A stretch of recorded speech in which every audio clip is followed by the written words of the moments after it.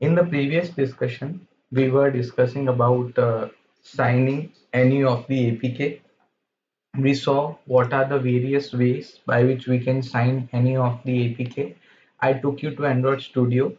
I show you an app that this is how Android Studio looks like. This is how the code is written. This is how you generate the APK. This is how you generate the key store file JKS. This is how you set the alias name, the password. This is how the APKs are being generated. This is the release variant. This is the debug variant. This is how you sign them, and this is how you have a look at the certificate with the help of the key tool file. After that we had discussed that if in case you had to sign any of the APK with the help of command line, how do you do that with the help of jar signer? All of the things that we required in Android Studio, we did the same things using the jar signer. So you can get an idea that this is how the developer does it.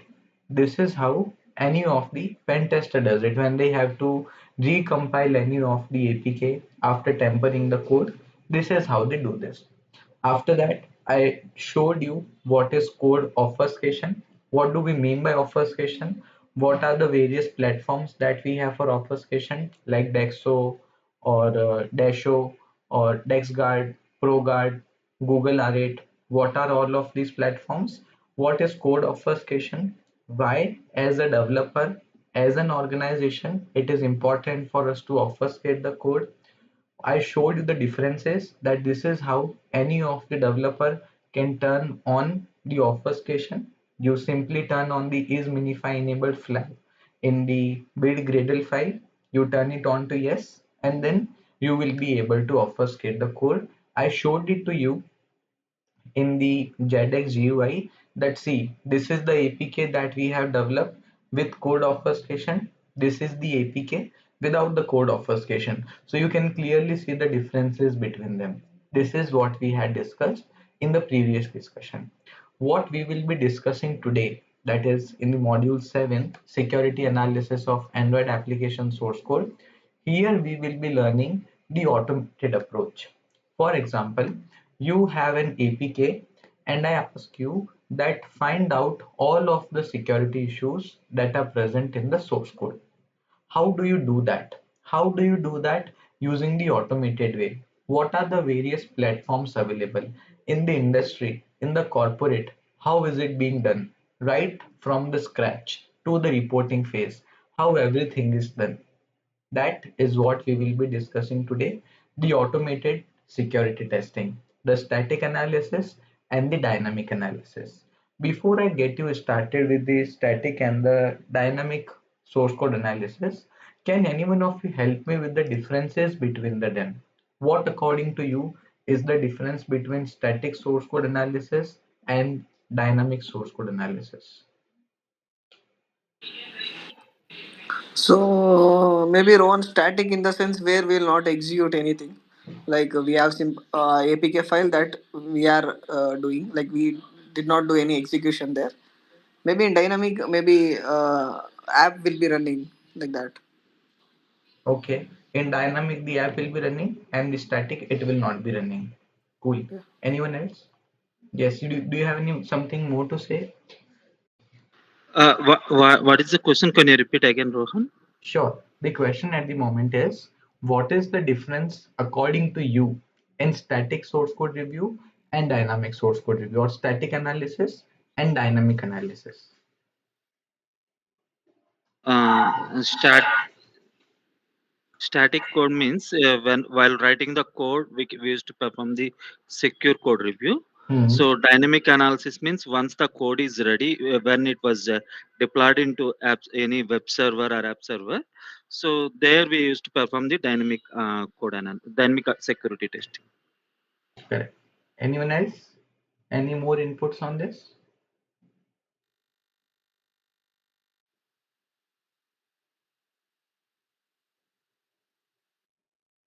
No? Okay. So we have got two terms here. First term is static.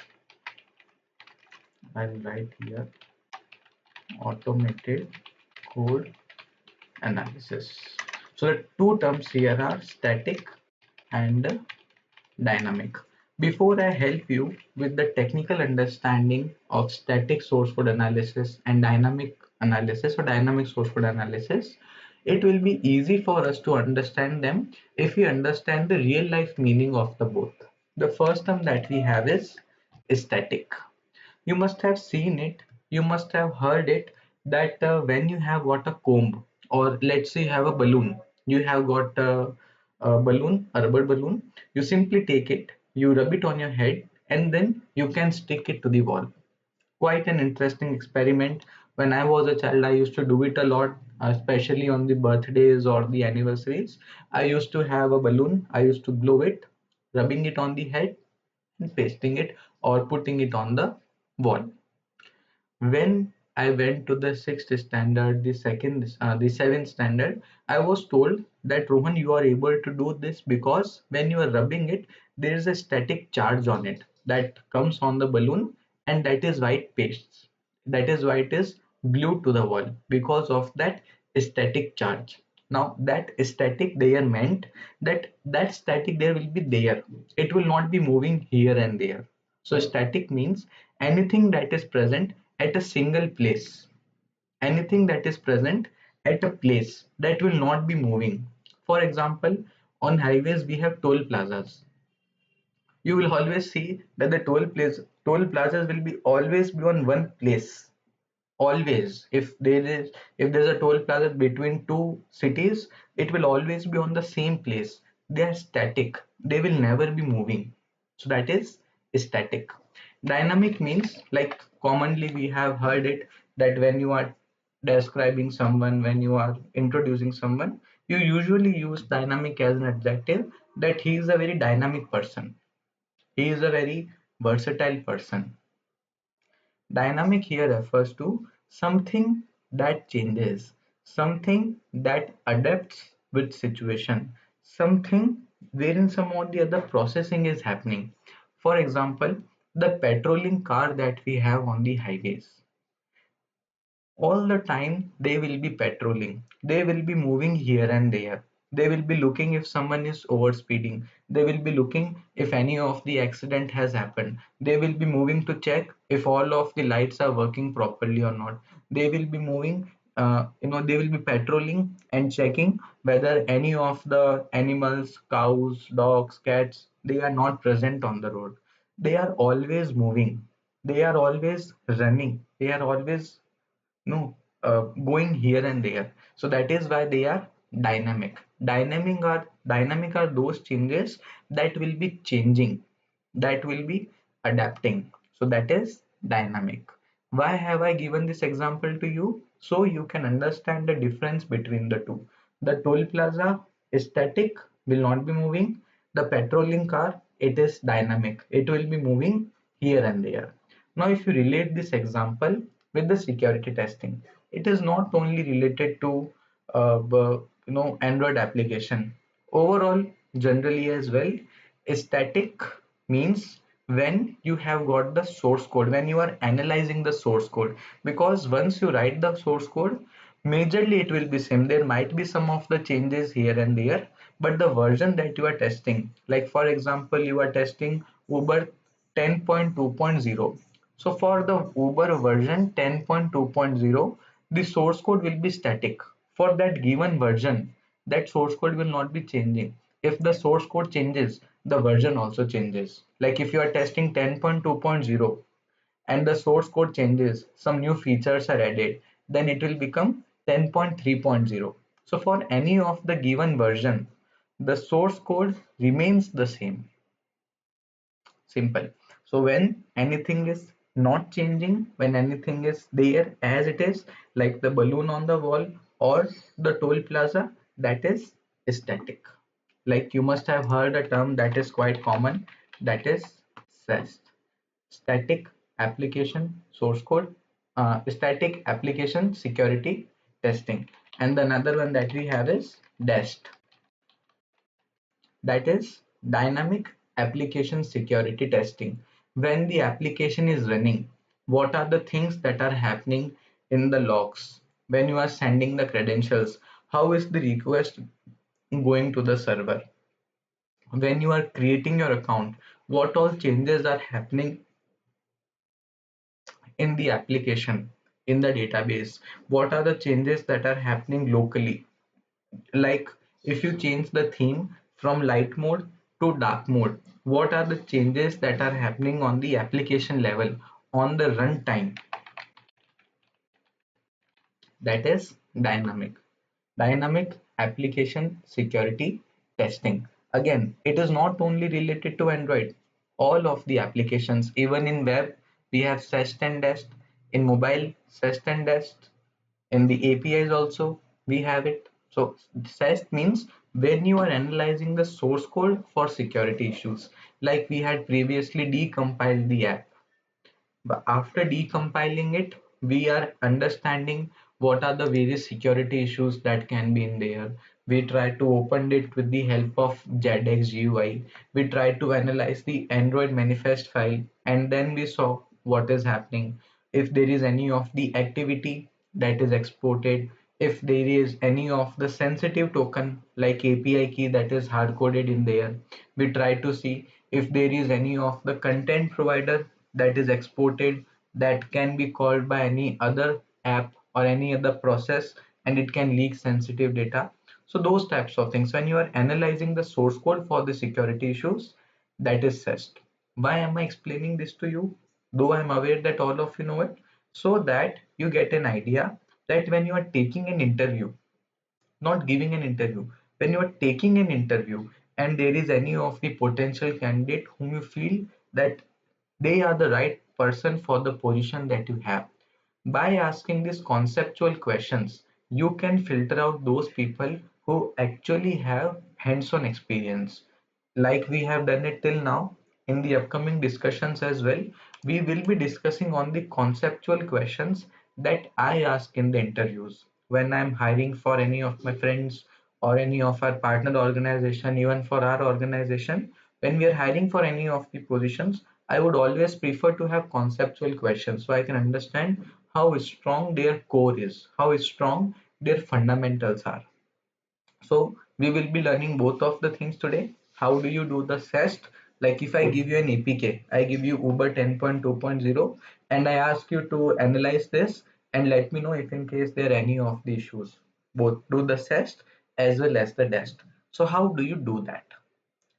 For that, for the automated source code analysis, online also we have got a lot of resources, especially for SAST, and offline also we have got a lot of resources. We will be discussing both of them, the online resources that are available and the offline lab that you can set up, and then you can move forward.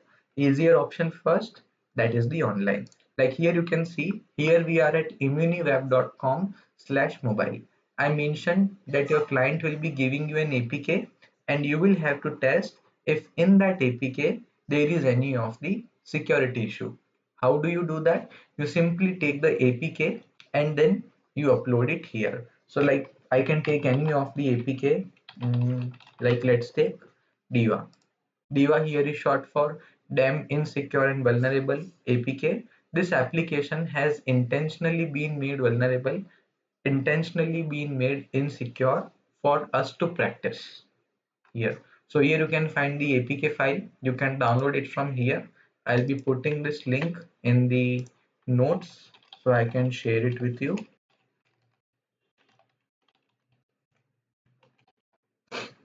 at the end of the discussion. So here is where you can download Diva.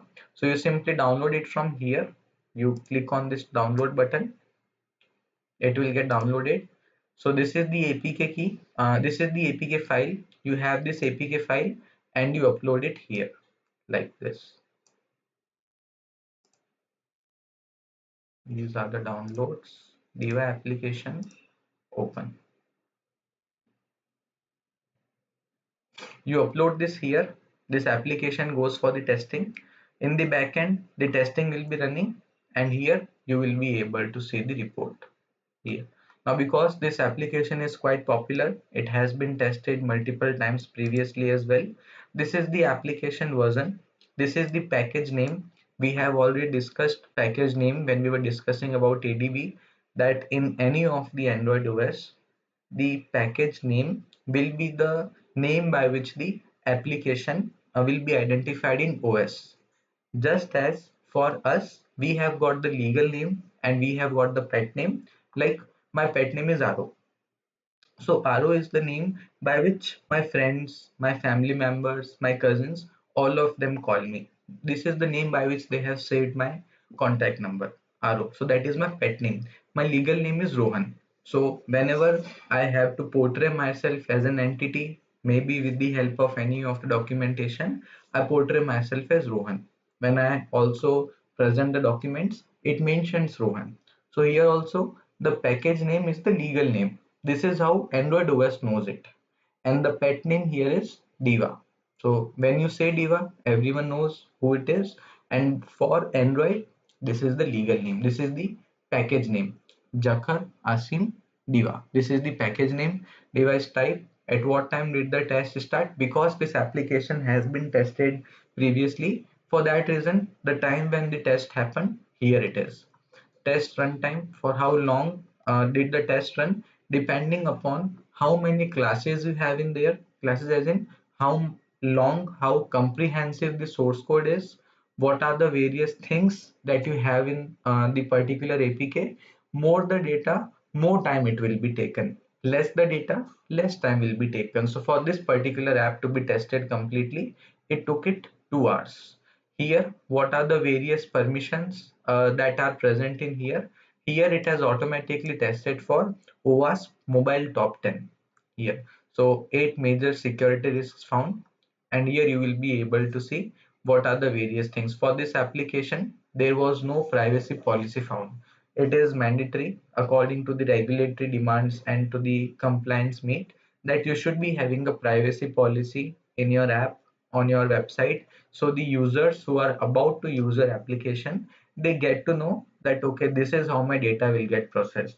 This application, what all permissions will it be using? Reading internal storage, writing to external storage. These are considered to be dangerous permissions, because if in case this application becomes vulnerable to any of the security issue or has any of the security issue, in that case these types of permissions can do a lot of harm. So for that reason, these permissions are considered to be dangerous. Just because these permissions are considered to be dangerous, this does not mean that as a developer or as an organization, we do not have this permission or we do not ask for this permission.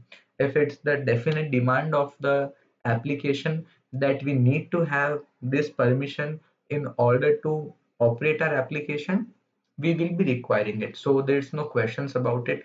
There are no second thoughts on it. But these are considered dangerous here because in case any of the application, if in case our application becomes vulnerable, the damage that can be done by having these permissions, that will be quite great. That will be exhaustive. For that reason, they are here. What are all of the security issues that have been found according to OWASP top 10? Here they are. Critical means on a scale of 1 to 10, 10 being the most severe security issue can be. Critical level security issues 10 on 10, 9 on 10. Here zero critical risk. High risk means P1, P2, that is somewhere between 7 or 8 out of 10, that is 2 high risk vulnerabilities, 6 medium risk, 3 low risk, and 5 warnings. Here you can see they have been sorted in the descending order of the vulnerability severity. Higher the security issue, more it will be. Higher it will be getting the place in the priority, because it's quite common. I mean, even a 5-year-old kid will be able to tell you that if in case you have got a high severity security issue in your app, you will definitely want to address them first. It will not happen that you have got 4 high severity issues and 5 warnings, so you will go with addressing the warnings first. No, you will always be going with the high severity issues first. So for that reason, they have been sorted in the descending order of the severity. Higher the severity, more will be the the rating to it, more will be the address, or more will be the no time that we will be investing it here. So it says clear text SQLi database. It means that in this application, the backend database that is being used, the the local database that is being managed, that is unencrypted. Any of the data that you store in there, that is unencrypted. So if you click here and you click on show the details, it will be asking us to log in. So it also has free accounts, free trials as well. You can create one for yourself and then you are good to go. It can also have you more of the features if in case you go for the premium here. So this is it. Then this is another high level security issue. These are the medium level security issues. These are the low level security issues. Then is there any of the external communication that is happening? External communication as in when any of the Android app will be connecting with any of the resource, maybe any of the host or any of the other IP addresses, it will let us know here. Now why do we want to test this? One of the primary reasons why we would want to monitor the outgoing and the incoming traffic is because when we are suspicious that this particular app, this particular APK, it may contain some of the malwares. So when you have got any of the malwares or any of the backdoor, what they will do, they will be getting the commands from any of the remote IP. To which of the IP is the application connecting to which of the host is the application connecting to. For that reason, we would want to monitor the outgoing and the incoming traffic. This is the most common reason why we would want to do that. So this application that we have, it is currently connecting with 𝗀2 here, as you can see. And because this application here is interacting with this, it is currently validating this application. ImmuniWeb is currently validating that this particular application diva, on what are all of the places where it is interacting with, what are all of the external communication it is doing. For that reason, it has been mentioned here. So it is currently checking. For that reason, we have it here. So this is an online scanner. One of the challenges that you will be having with the online scanner is the privacy, because this is a very common question that I get to hear from my friends, like who are not from cybersecurity, the developers. They mention that, Rohan, why will any of the company be hiring VAPT guys nowadays? Because anyways, we have got these platforms like this. We develop the APK, we upload it there, and we get the results. So I mean, why will we be requiring any of the dedicated human resources with it? If I am paying any of the pen tester a $500 per year or $700 per year, in place of that, I can take $300 of subscription per year for them. That will be lot more cost effective to me, to us as an organization. We can the budget that we were about to invest into the security guy, we can use that budget in R&D. And here, simply by using these types of online scanners, we can get the task done, we can get the job done. All of the security issues that are present here, we will anyways be able to find them out. So why hire people? To them, the most common and the most logical answer would be privacy. Because not every time it will happen that the app that you are developing, it will be for the public. There are a lot of apps that are developed only for the internal use. For example, you are a MNC. You have got your offices in 7 different locations across the globe. You have a workforce of more than 70,000 people across the globe. And your team's task is on ground level. Like you must have seen those of the people who will be visiting door to door, shop to shop, and they will be installing UPI QR codes. So they will be having the ground level job. So for them, for us to be able to track how all of those 50,000, 60,000 people are traveling. Did they actually go on the site? Did they actually install the QR? Did they upload the selfie with the merchant? For us to be able to manage all of them, you have developed an Android app. Now you would not want everyone to be using that Android app. It is not available on Play Store. It is not available on iOS App Store. It is only available when you are downloading it from the given link. So that is an internal app that is not public facing, that is only for the internal use. I have used this example so all of you can relate to it. There are other examples as well, but this one will be the most relatable to you.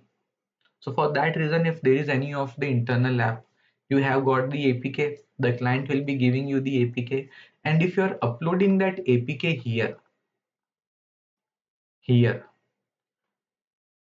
where that APK is being stored, there is a possibility that the APK that you are uploading here, that APK is being uploaded on a cloud server, like for example a S3 bucket.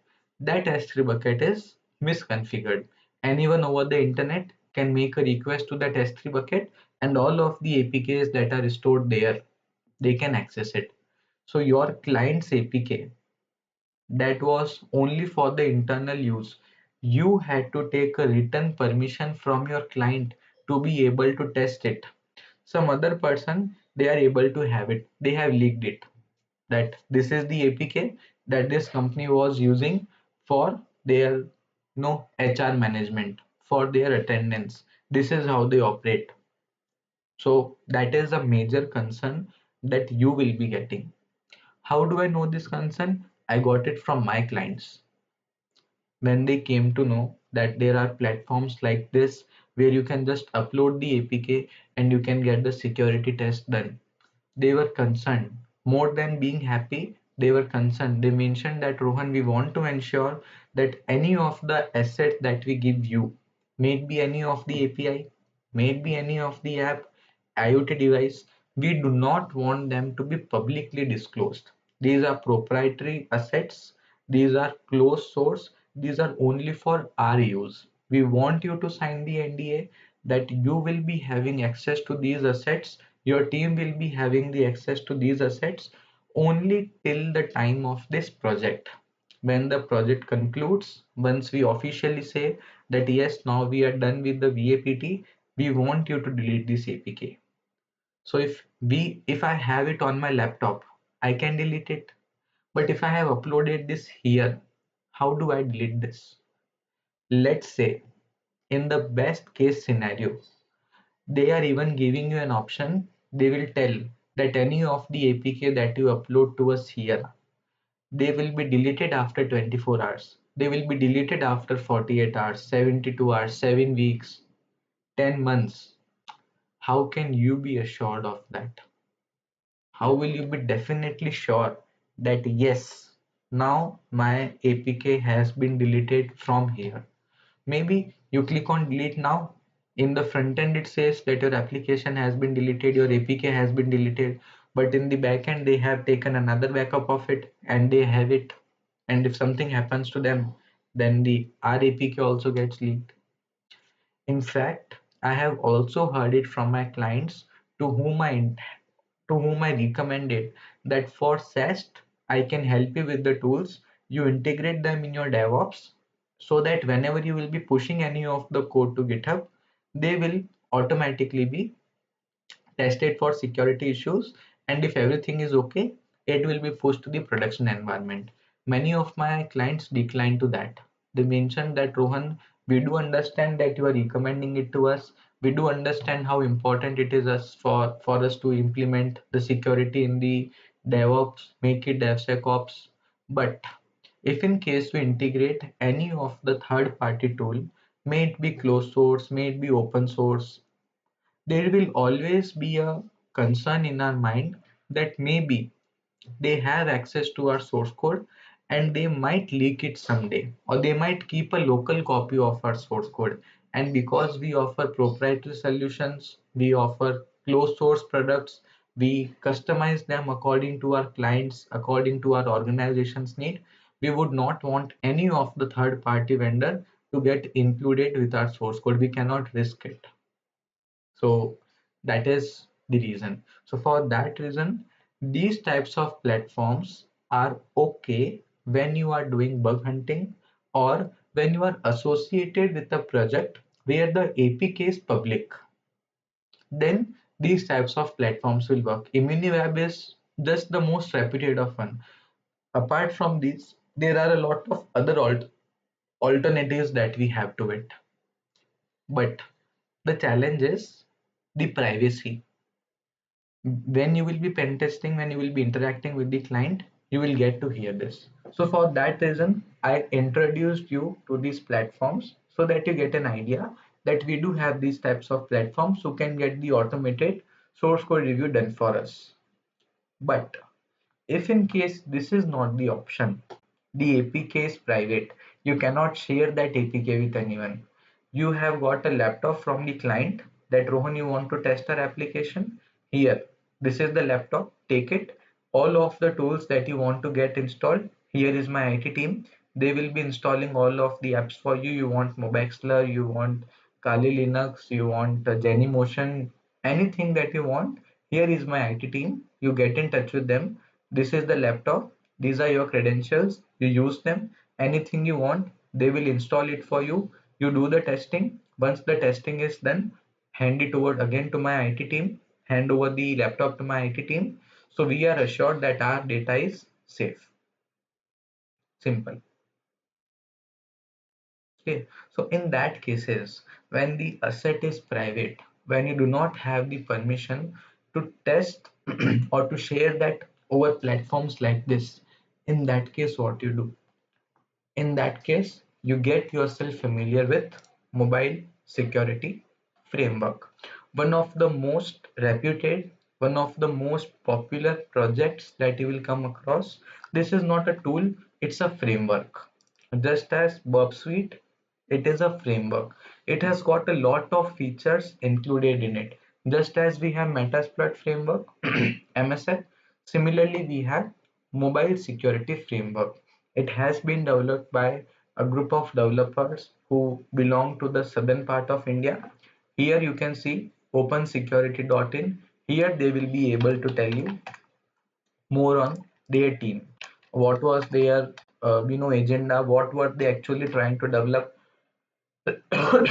Here they will be able to tell you. So here these are the people who have developed MobSF. Here they also offer pen testing services on our website. On their website, you will be able to find it. Yeah, so here you will also be able to find out more about them, of what are all the things that they do. And here, this is MobSF, that is Mobile Security Framework. Using it is quite simple. All you need is you go to your Linux machine. Therein, you first of all install Docker, because this MobSF is available as a Docker image container. For you to be able to install Docker, here, this is the article. I'll also be sharing this link with you. Here, this is how you can install it. So if you are not using Ubuntu, you are using Debian or any of the other Linux flavor, you can simply run these commands like this one by one. Run all of these commands. You first run sudo apt-get, you copy it from here, you go to your Linux machine and then you run it. One by one, run all of the commands from here like this.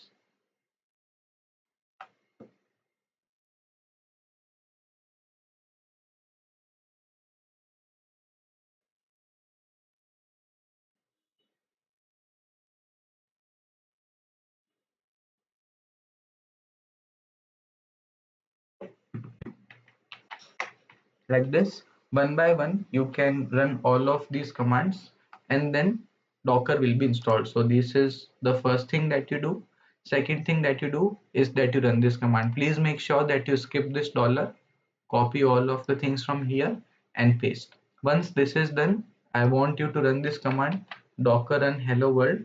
This will be confirming that Docker has successfully been installed in your machine. So just so as to verify that Docker has been successfully installed, because I already have all of the things set up. So for that reason, I'm directly running this. You have to run all of the commands one by one, and then at the end, when you run this docker run hello world, this is the output that you will see. And by looking at this screen, you will be assured that yes, now our docker is ready. So when your docker is ready in your Linux machine, you will be able to see it. Also, it's not the only case that the docker is available only on the Linux. On Windows also it is available, on Mac also it is available. I have mentioned here for the Windows. If for the Linux, if in case you want to install it on any of the other operating system, you do a quick Google search, install Docker on Windows, install Docker on Mac OS, and you are good to go. The first thing that you do is that you install Docker. Once that is done, after that you need to run this command so that you can download the Docker image for MobSF. So you paste this command from here, Docker pull this command and enter. What this will do, this MobSF framework, this mobile security framework that you have, that will get downloaded in your machine. Here, because I already have it, I say this, when you will be doing it for the first time, it will be taking some time. Depending upon your network speed, your system configuration, it will be taking time. On an average, it will be taking 3 to 5 minutes to pull the image. Once that is done, the next thing that you need to do is that you need to simply run it. By using this command, you will be able to run it. Now here are two things that we can do. As I mentioned that in any of the application security testing, you can do SAST as well as DEST. Especially in the case of Android, when you have to do SAST, you simply have the APK, like this is the APK that we have. This APK, once we get the Docker up and running here for this MobSF, you simply have to upload the APK. It will perform the static source code analysis and it will let you know the result. It will give you the report. If you want to do the test for dynamic application security testing, you will be requiring Genymotion. What we can do is, when we are running MobSF, we can give the IP address or we can give the port number and the IP address of our Genymotion emulator. Now, because I'm using Genymotion here, I'll give its IP address. Otherwise, if in case I'm using any of the other emulator like Android virtual device, or I'm using any other emulator, I will give its IP. If in case I have got any of the physical device, I will give its IP. Simple. But in the lab setup that we have done in the previous discussions, we have integrated MobAxler with Genymotion. So here I am assuming that you are also in the same boat, that you also have MobAxler, you have Genymotion with this particular version, and you have to integrate this MobSF with this. For that, you will be requiring this IP. So how do you integrate your MobSF with Genymotion so that you can perform SAST as well as DEST? So when you only want SAST, Genymotion is not required. You just give the API key and you are good to go. When you have to perform DEST, that is dynamic analysis, you will be required to have Genymotion integrated with your MobAxler. For that, this is the command here. This is the command that you have. How do you use it? I'll be mentioning it to you.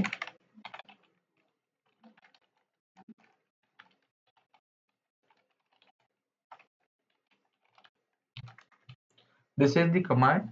Everything else remains the same. Here you have to give the IP as well as the port number of your Genymotion, like 192.168.190.102.555. 192.168.190.102. 190.102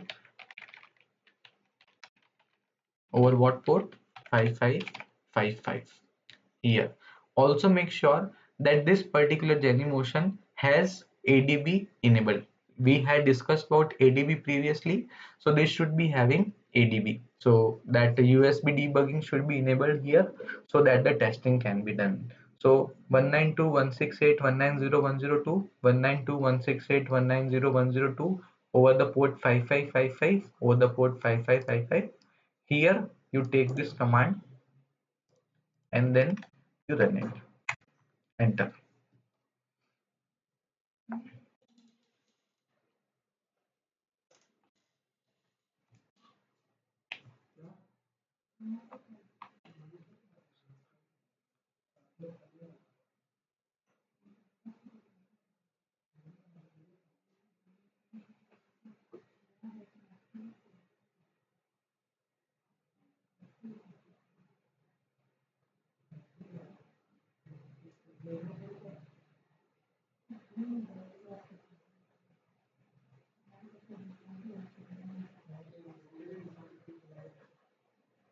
You mean it will perform SAST analysis, right?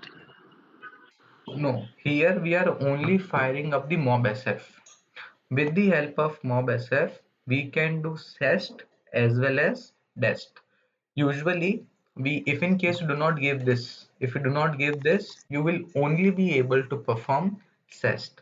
But if you give this IP address also, if you integrate MobSF with Genymotion or with your Android device, you will be able to perform SAST as well as DEST. How both of them are done from the scratch, we will be discussing it. At the moment, we are only learning how do you download MobSF, how do you run it, how to use it, we will be discussing it now.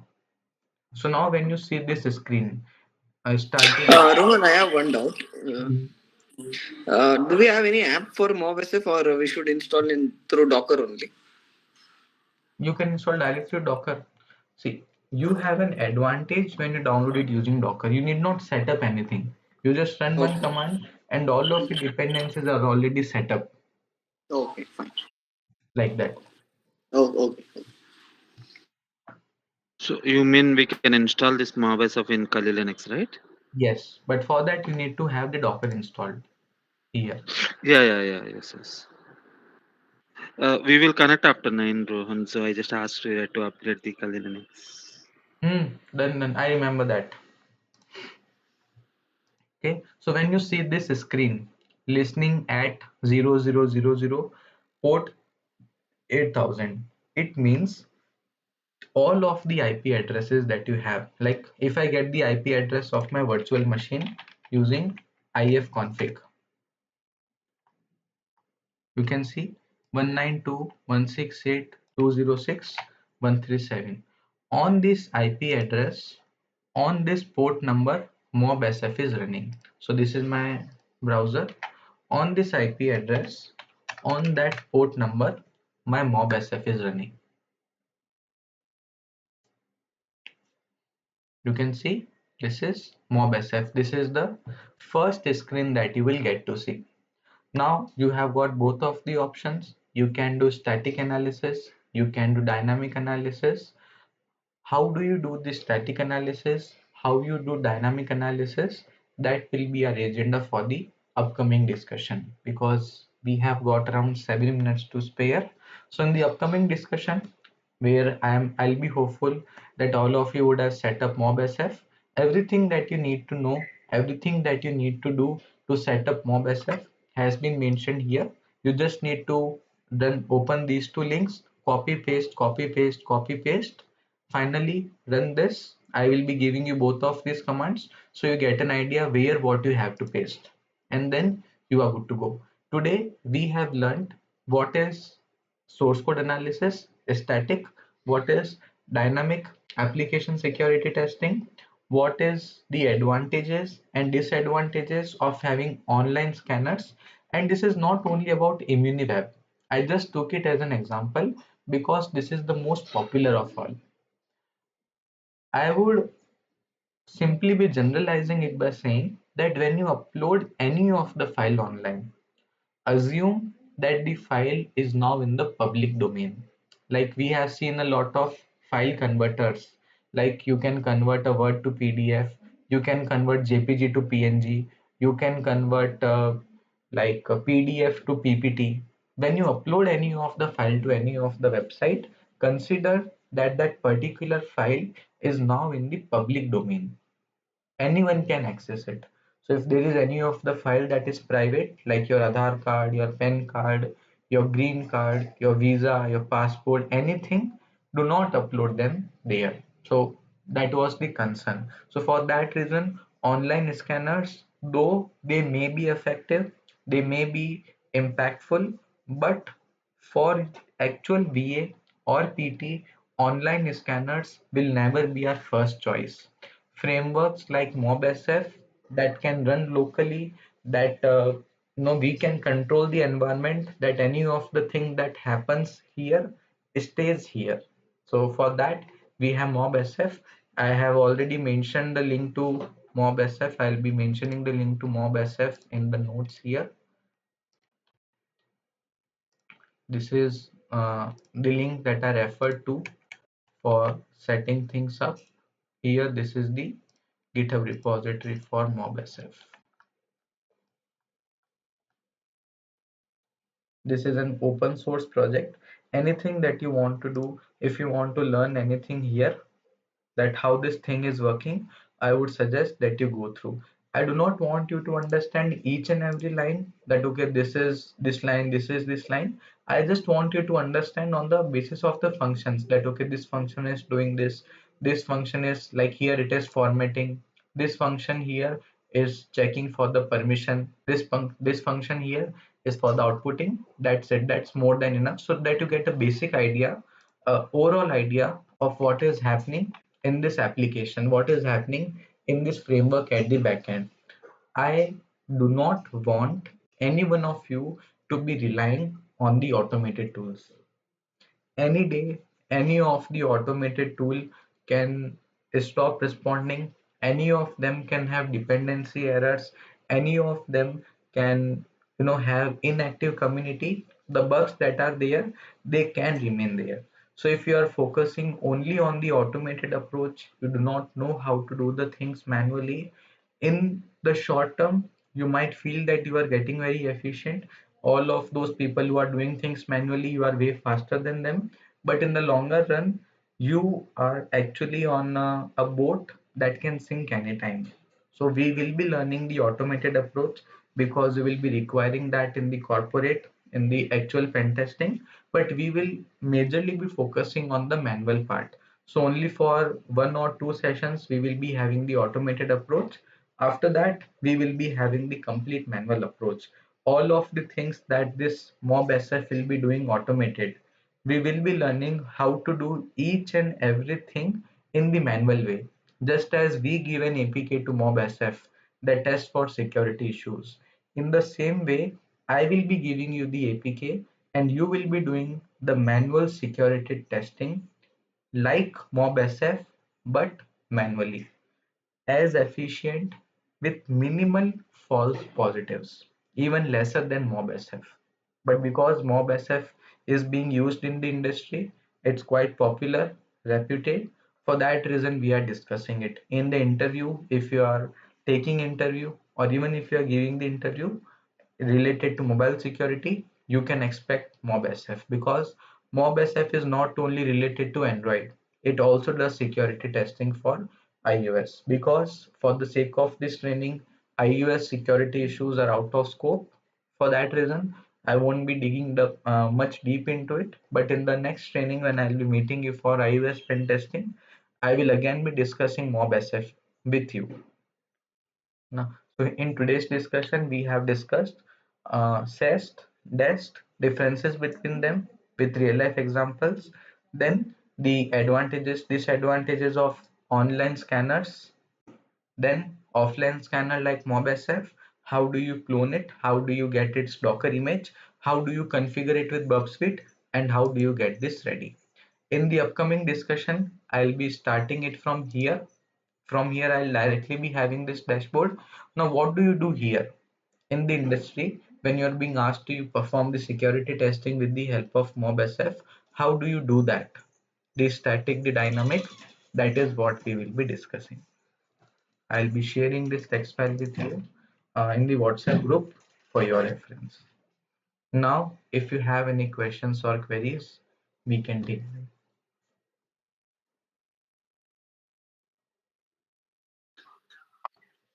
Rohan, do we have any alternate to MobSF in the market, or just the MobSF is there only?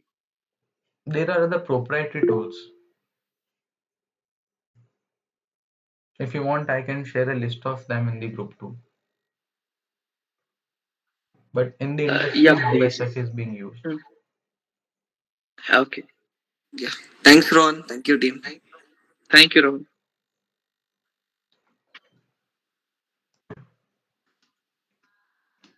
Thank you.